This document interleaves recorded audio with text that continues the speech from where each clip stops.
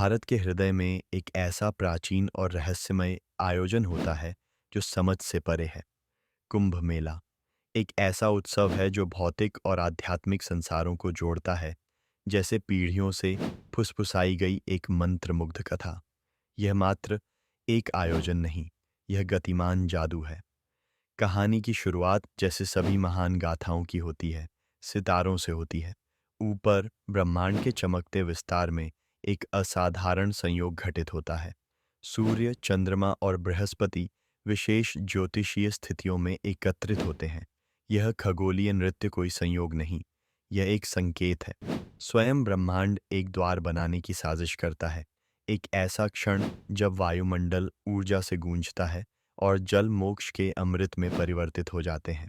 जब कुंभ मेला अपने पवित्र स्थलों पर आता है, तो भूमि परिवर्तित हो जाती है।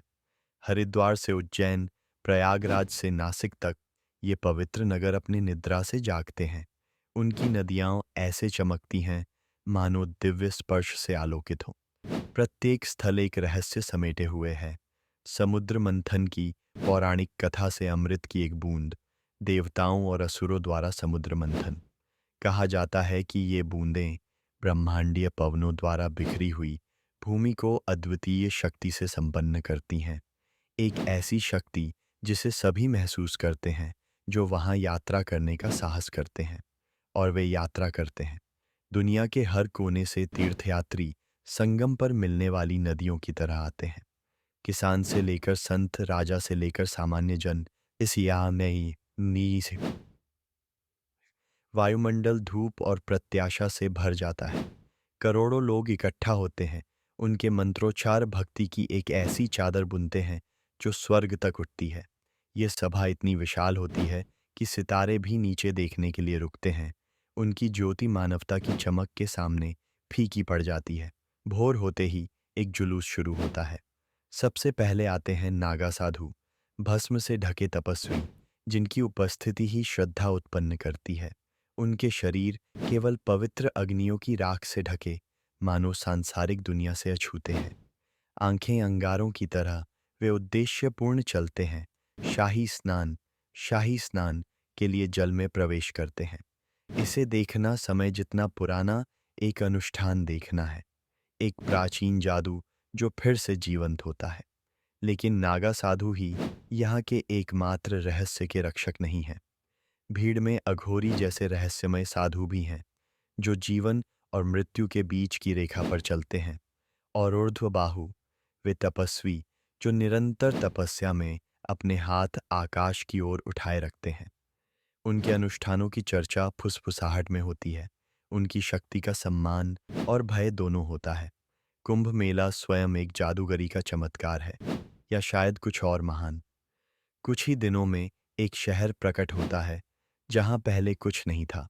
सड़कें नसों की तरह फैलती हैं, तंबू जादुई फूलों की तरह खिलते हैं, और पूरे अस्पताल, रसोई घर और बाजार प्रकट होते हैं, मानो किसी अदृश्य हाथ द्वारा सृजित। यह एक प्रकाश का शहर है, करोड़ों के लिए बना, फिर भी उत्सव के समाप्त होते ही एक मृग तृष्णा की तरह गायब होने के लिए नियत। और इसके केंद्र में है त्रिवेणी संगम, गंगा, यमुना और पौराणिक सरस्वती नदियों का संगम। यहाँ तीर्थयात्री पवित्र जल में डुबकी लगाते हैं।